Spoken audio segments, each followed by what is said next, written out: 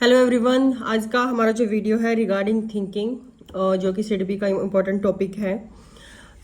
Thinking क्या है? जो भी हमारे अंदर विचार आते रहते हैं, हमारे अंदर जो चिंतन चलता रहता है, वही हमारी थिंकिंग की प्रोसेस है।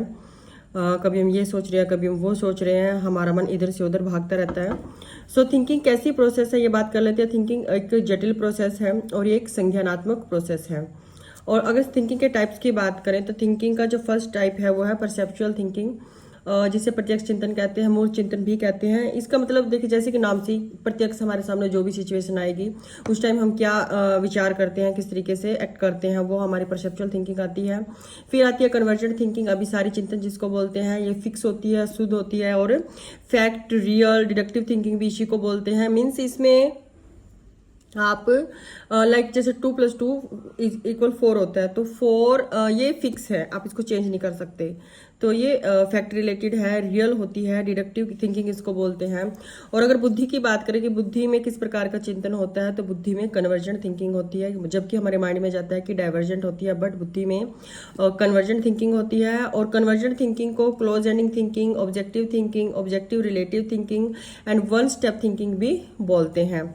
और इसके बाद अगर बात करते हैं डाइवर्जेंट थिंकिंग की, अब सारी चिंतन इसको बोलते हैं डाइवर्जेंट। जैसे कि एक चीज को अलग अलग तरीके से सोचना, करना, डिफरेंट एक ही वस्तु के डिफरेंट यूजेस, मतलब जो भी यूसेज हम करते हैं, क्रिएटिविटी इसमें आ जाती है। और बहुविध चिंतन भी इसी को बोलते हैं। आउट ऑफ द बॉक्स जाकर मतलब कोई कार्य करना, मतलब क्रिएटिविटी लगा लो। एंड ब्रेन स्ट्रोमिंग मेथड अगर है वो भी डाइवर्जेंट थिंकिंग में आता है। पार्श्विक चिंतन, लेटरल थिंकिंग भी इसी को हम बोलते हैं। डाइवर्जेंट थिंकिंग को बहुविध चिंतन, out of the box, creativity, brain storming, पार्श्विक, लेटरल, ये सारे जो नाम हैं ये सारे इसी के नाम हैं, जिसको आप सारे चिंतन बोलते हैं, डाइवर्जेंट थिंकिंग बोलते हैं। इसके बाद आती है ऑटिस्टिक थिंकिंग, सवलीन चिंतन, जिसको अनिर्देशित चिंतन भी कहते हैं। डे ड्रीमिंग करना, खुद में ही खुद के बारे में ही सोचता रहना, कभी ये सोच लिया, कभी वो सोच लिया, मतलब खुद में ही लीन रहना। और अनिर्देशित चिंतन इसको तब कहते हैं जब हमें पेपर में अगर सवलीन चिंतन या फिर नहीं दे रखा है, तो हम उसको अनगाइडेड चिंतन में इसको करेक्ट करके आते हैं। फिर क्रिटिकल थिंकिंग, आलोचनात्मक चिंतन, जैसे कि नाम से ही आपको पता है, किसी चीज़ के ऊपर आप आलोचनात्मक रूप में अपने विचार किस तरीके से रखते हैं। फिर आती है रिफ्लेक्टिव थिंकिंग, आपके जो विचार हैं वो आपकी रिफ्लेक्टिव थिंकिंग है, क्या सोचते हैं। एसोसिएटिव थिंकिंग मतलब चीज़ों को मतलब जोड़कर कुछ इस तरीके से, सहचर्य थिंकिंग जिसको बोलते हैं, वो एसोसिएटिव थिंकिंग है। और अब्स्ट्रैक्ट मतलब समूह में, मतलब कुछ चीज़ों को जोड़कर जो हम जो थिंकिंग करते हैं, कुछ बातों को, विचारों को रखकर।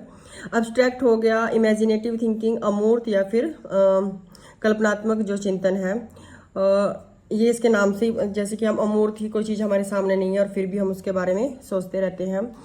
और इसके बाद हमारे पास एक पॉइंट और है जिसको हम डिस्कस कर लेते हैं, वो है जेंडर बायस।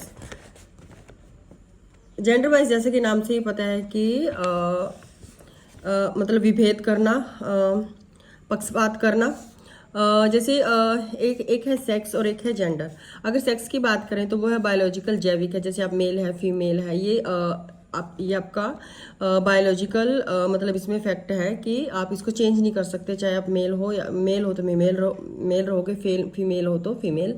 बट अगर जेंडर की बात करें, एक सोशल कंस्ट्रक्ट होता है, मतलब एक सामाजिक संरचना होती है जो कि हम धारणाएं बनाकर रखते हैं।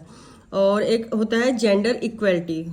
जेंडर इक्वलिटी का मतलब कि समानता, और जेंडर इक्विटी होगी समता। अब आज के टाइम में अगर नई एजुकेशन पॉलिसी की बात करें तो वो समता के ऊपर जोर दे रही है, पहले समानता पर जोर दिया जाता था। अब इसको समझने का जैसे एक सिंपल सा तरीका है,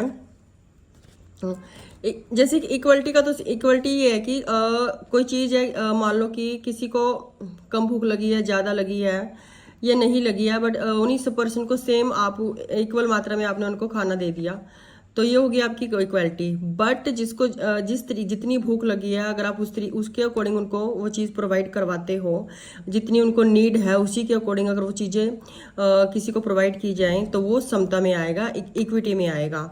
तो नेशनल एजुकेशन पॉलिसी जो नई है वो इसके ऊपर जोर दे रही है।